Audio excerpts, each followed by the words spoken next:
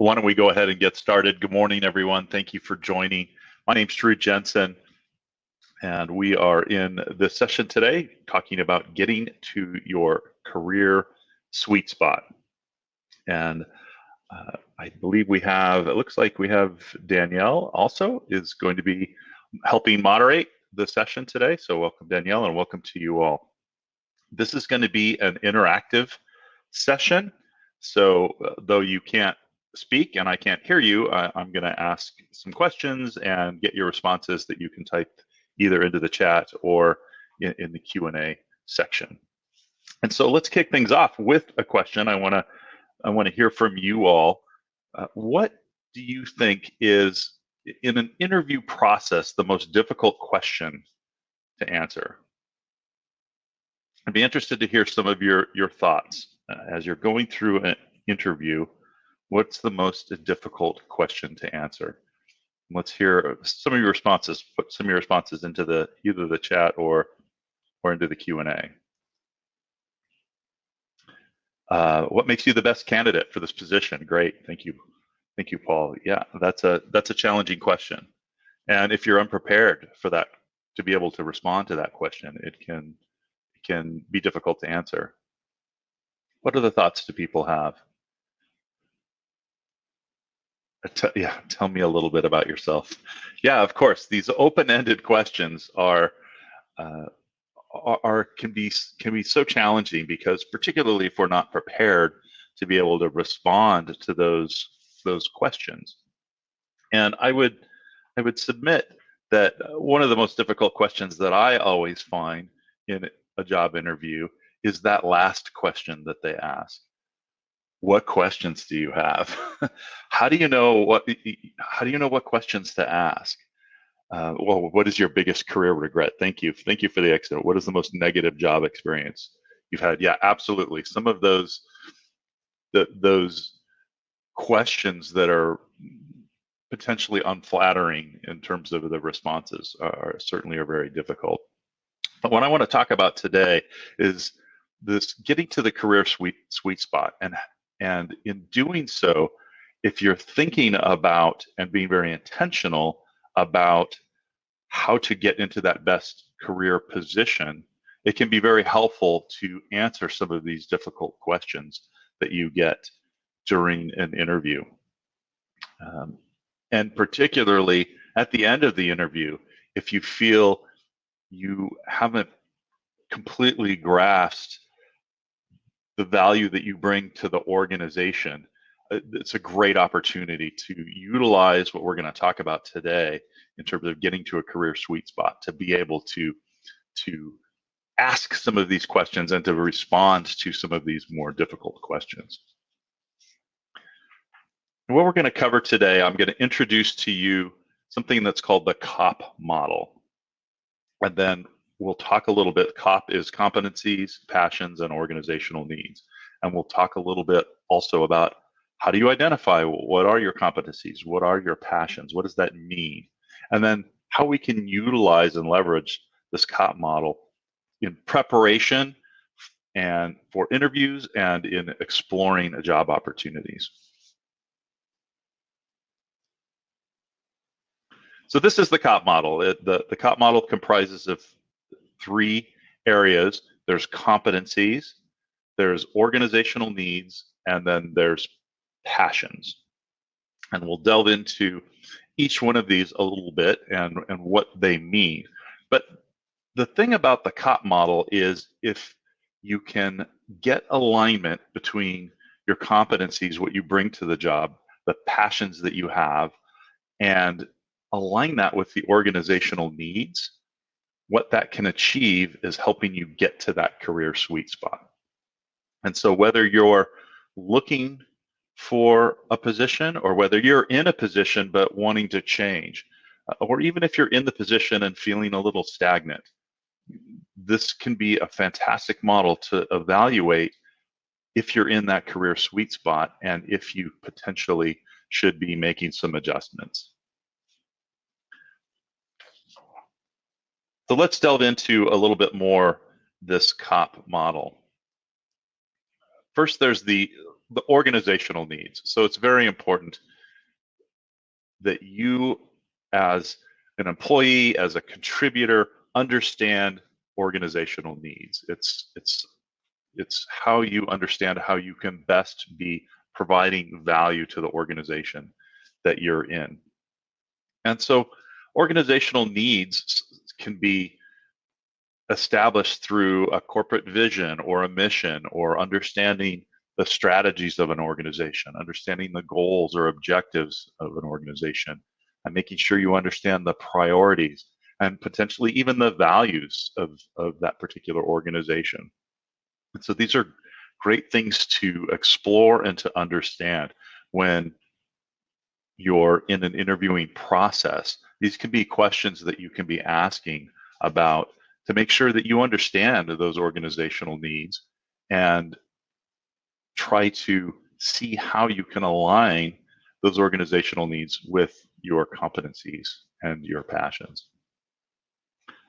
I neglected to mention at the beginning also, feel free to enter questions in either the chat or the Q&A, and I'm happy to answer questions as we're going through the content material here this morning. So next in the COP model is our competencies. So what does competencies mean? Competencies can be our knowledge, our skills, the capabilities that we have, our talents. Sometimes they can be our strengths. And it's an important thing to ensure that we understand what those things are. We may inherently understand them, but actually be intentional about being very clear on what our competencies are, what we're bringing to the organization, what value that we're adding to the organization through our knowledge, skills, capabilities, talents, and strengths. And so as you're considering job opportunities, you want to make sure that you're identifying what are those competencies. And if you're in an interviewing process, you want to make sure that you're conveying those competencies to the hiring manager. So the third part of the COP model is passions. And we don't often talk about passions in the workplace, but passions are important because these are really our interests. These are things that motivate us. They're things that excite us, that make it, that create excitement for us in the job. And sometimes it can be our own personal values. Much like I said, organizations sometimes have corporate values. We have our personal values, and we want to make sure that those are going to be aligned with the organizational values. And so it's important to understand our interests, motivations, excitement, the things that bring a spark to our life. Because if we don't have those passions and simply are bringing competencies to the organization, that's going to not create a very fulfilling environment for us. You may be very good at spreadsheets, for example, but if you're not passionate about that and you're not passionate about crunching numbers and doing data analysis, that's probably not the kind of role that you're going to want to have in an organization, because your passions and your competencies are going to be misaligned, even though you might be providing the organizational needs.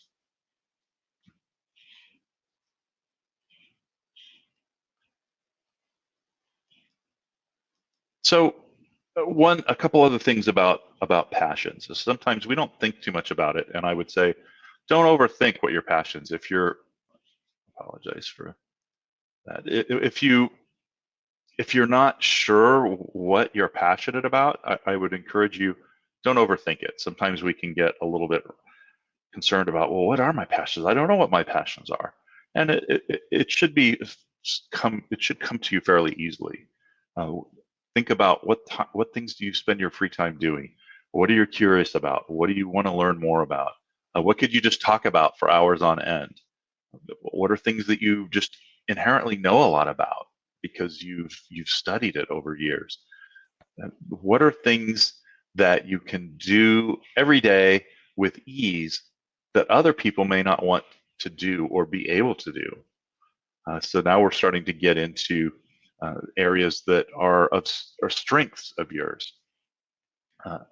Activities that you may lose track of time when you're doing. You're working on something and suddenly it's like, wow, the day just passed. Those are things that you're passionate about.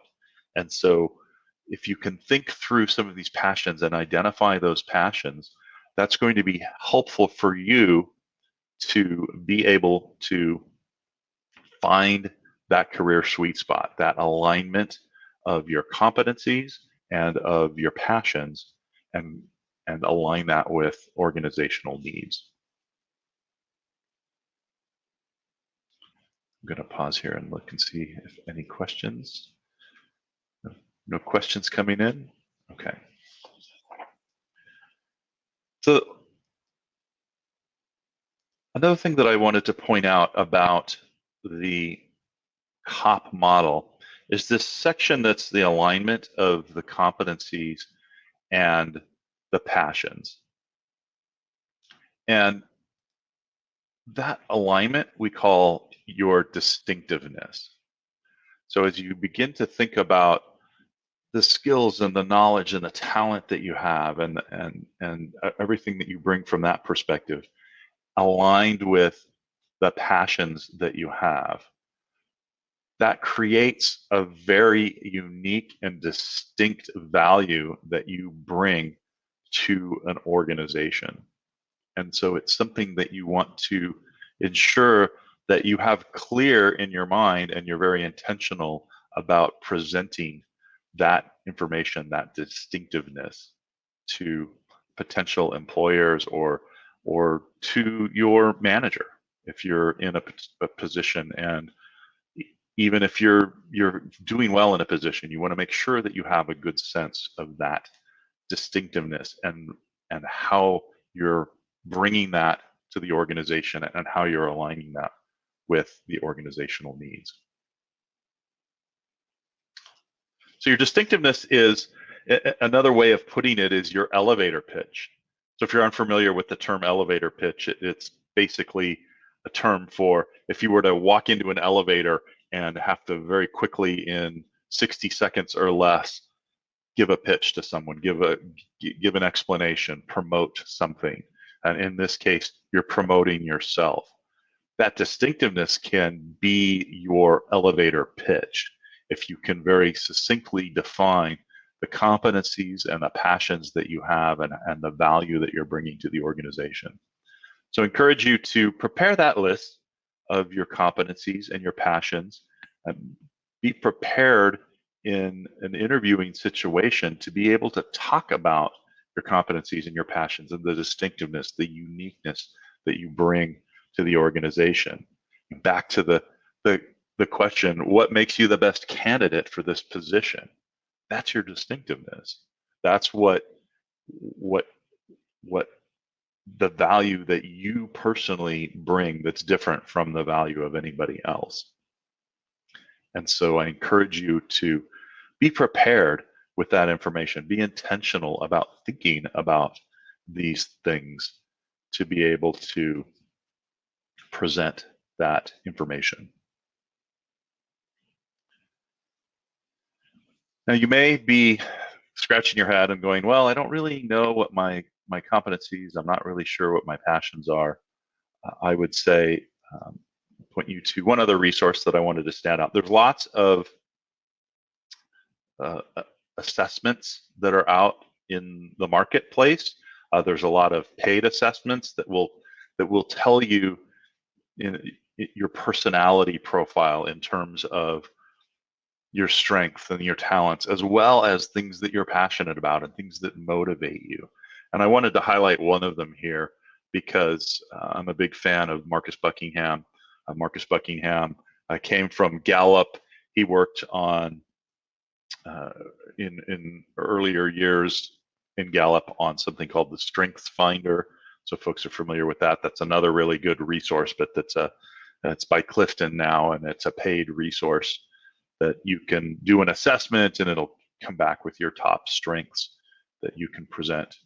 But Marcus Buckingham has branched out. He's done a lot of other things, and he has the new product called Standout.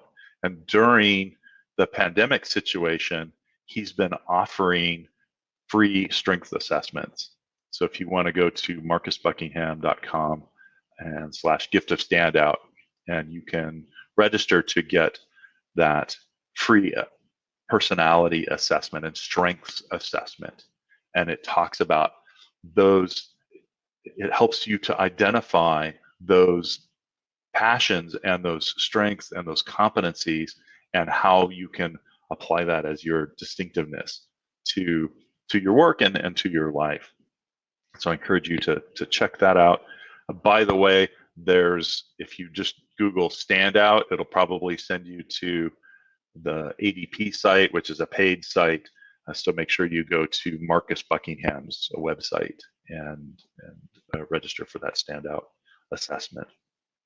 I'm not sure how much longer he's going to be offering that, but he's for the several months he's offering a certain number of free assessments per day. So I encourage you to take a look at that.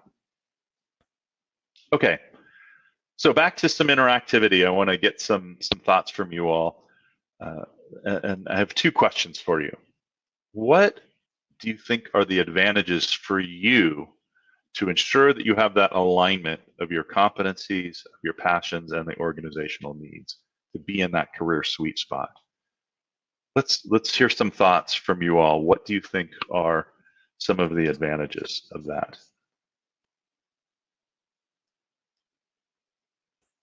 Okay, thank you, Paul. It shows you're ready to go to the next level. Absolutely. So that can be helpful if you're in that career sweet spot and want to be progressing. Certainly being in that position and showing a high degree of competency can provide opportunities to move up. Yeah, great. Thank you, Danielle. You perform better. Your home life is better, right? You're going to be happier in your job, which we spend 8 or more hours a day going to.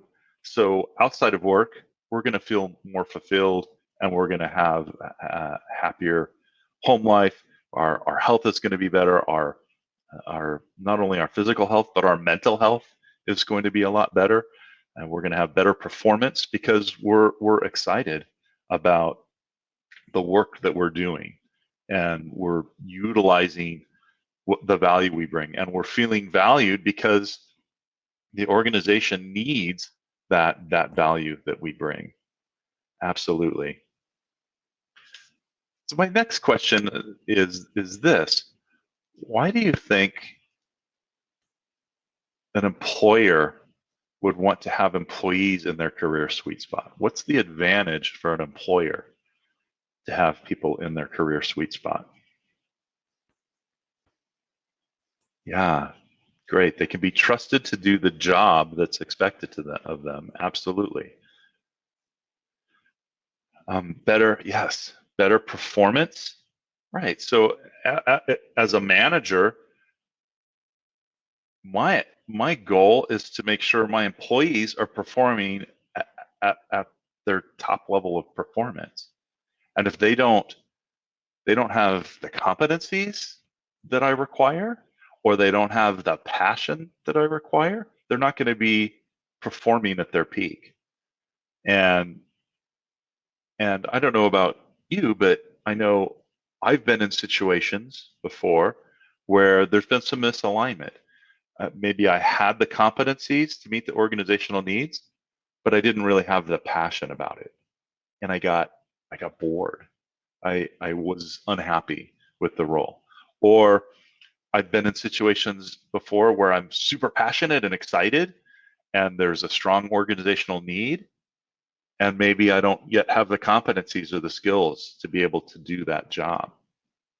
And again, it was a challenging position to be in.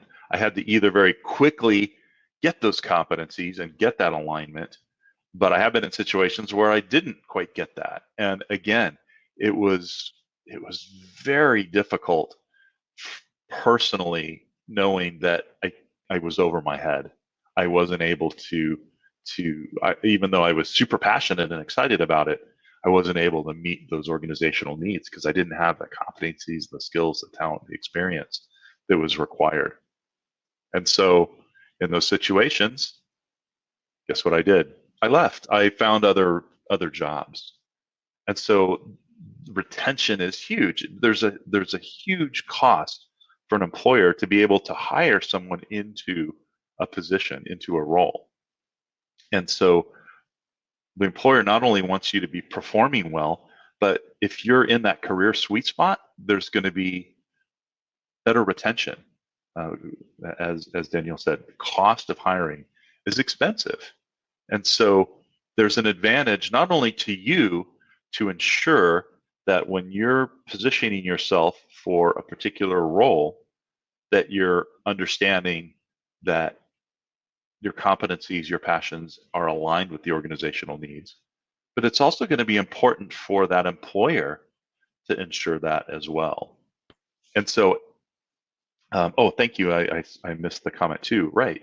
They're easier to lead, right? Think about someone who's not performing well as a manager. I've had to performance manage people in the past because they weren't meeting expectations. They weren't able to align with those organizational needs. That takes a tremendous amount of time and energy and mind share for a manager to have to performance manage someone who's not doing the job. And so when people are in their career sweet spots, they have that alignment as a manager, as an employer, it's much easier to lead those people because they're excited and they're engaged and they just want to jump in and get the work done. And it makes it much more rewarding as an employer, as a manager of someone who's in their career sweet spot. Absolutely. So thank you for the feedback on that. So the point really is your goal in finding a new position, a new role, is to really secure that role where you are in that career sweet spot. It's going to be better for you as an employee. It's going to be better for your employer. It's going to be better for your manager. It's going to be better for the company as a whole because you're going to be providing the maximum level of performance and value to that company. So when we think about that question that I posed at the beginning of the session, what questions do you have? Make sure that you're prepared to be able to respond to that. And in the interviewing process, be explicit about what your capabilities are, what your passions are, what's that distinctiveness that you bring. Ensure that you've talked about that throughout the interview process. Be prepared with that information because a lot of the questions that are going to be posed to you can be responded to based on that distinctiveness that you have and that you're bringing and the capabilities that you have and the passions that you have. And be sure to be also, just a little tip, be prepared with examples. So you may say, I'm really good at designing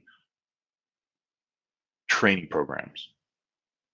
And I've done it for this. And this was an example when I designed a training program and presented it at this session. And this was the response that I got. And those stories, those examples are going to help emphasize that distinctiveness that you're bringing to the potential role that you're exploring. And then at the end, if you don't have clarity on what the organizational needs are, and maybe even if you think you have clarity, it might be good just to reiterate that and say, what questions do you have? Hey, I want to really make sure that I understand the needs you have for this role and what the organizational needs are. What is the company vision and mission? What are the strategies? What are the priorities? What are the values of your company? These are things that you can ask to really start to expand and get a better understanding of those organizational needs. And then ask, how do you feel my distinctiveness, as I've described it, aligns with those organizational needs? So even though your employer or the potential hiring manager may not be thinking about the COP model and am I trying to get this person into their sweet spot, you should be thinking about it, and you should be asking questions to ensure, as you are progressing through the process of securing a new position, that you are getting that alignment.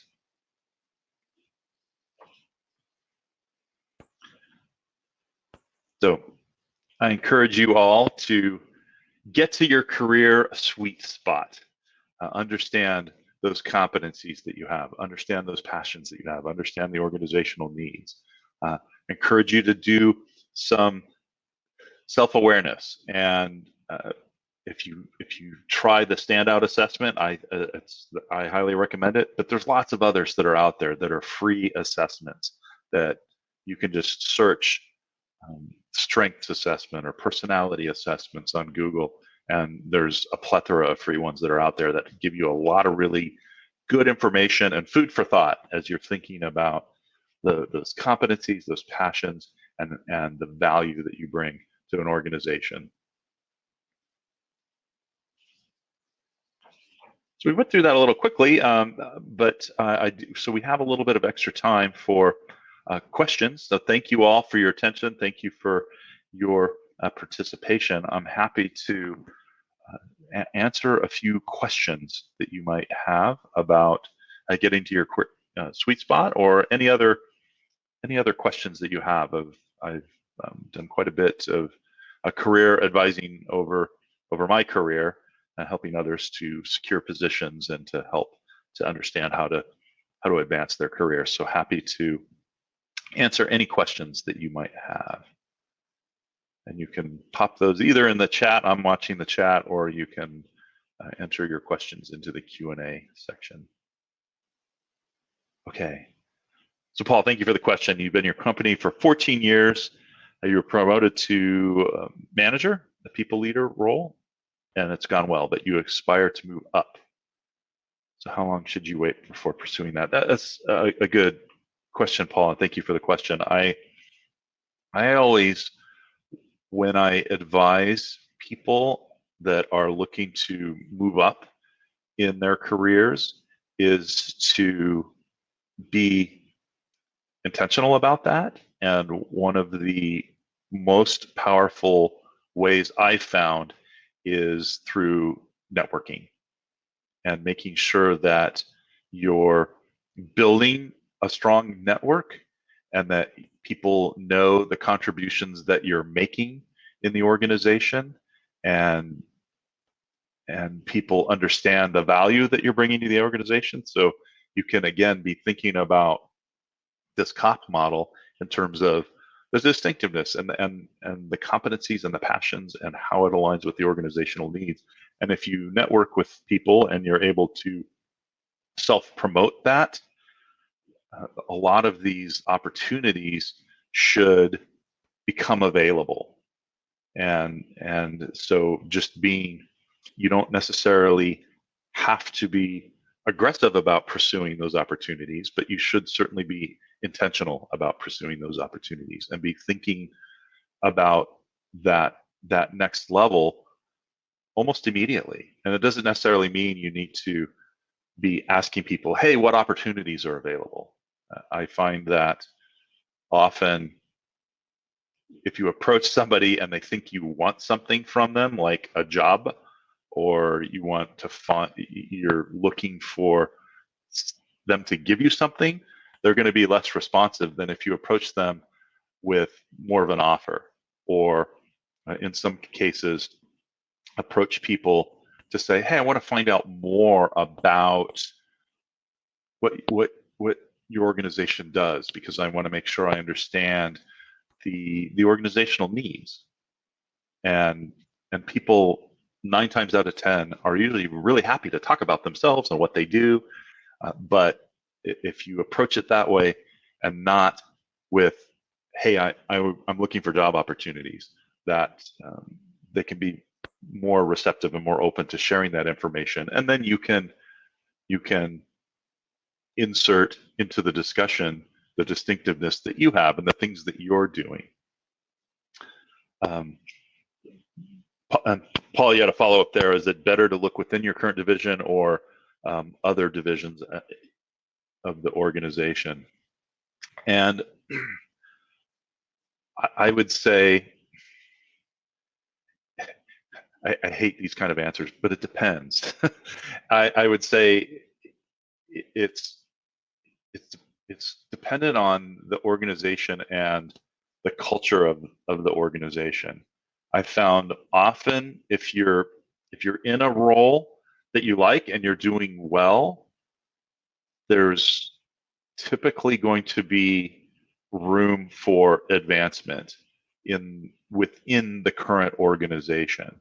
And so being savvy about understanding the organization, being intentional about understanding sometimes the politics of what's happening within the organization can help you to be able to position yourself when those opportunities arise. And so I know companies that I've been with, that tends to be an easier path to move up and advance than job hopping, because at least companies that I've been at, if you jump from one organization to another organization, you tend to suddenly be the low person on the totem pole. You're the new person, and you have to reestablish that value that you're bringing. You have to reestablish your reputation.